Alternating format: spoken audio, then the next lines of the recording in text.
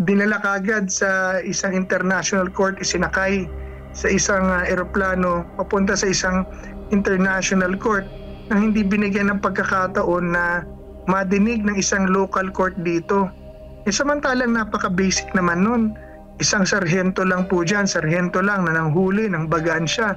Hindi ba sa presinto dinadala yon? Bakit ito? Si Pangulong Duterte, ini-implement niya ng unang-una ng warrant na walang visa sa Pilipinas dahil wala naman itong jurisdiction, wala rin itong red notice.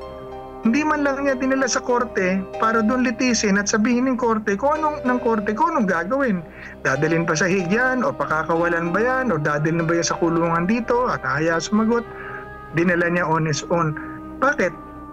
Kasi may utos yan sa taas. Alam niyo, hindi naman kikilos ang pulis ng ganyang klase.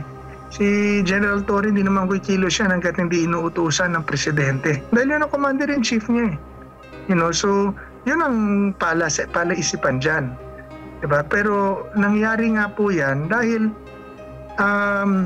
sobrang makapangyarihan ng presidente, inilagay sa ilalim niya ang pulis. Kailangan po natin baguhin yung sistemang yan. Kundi, gagawin yan, kahit na sino sa atin pwedeng gawin yan dahil ginawa na nila eh.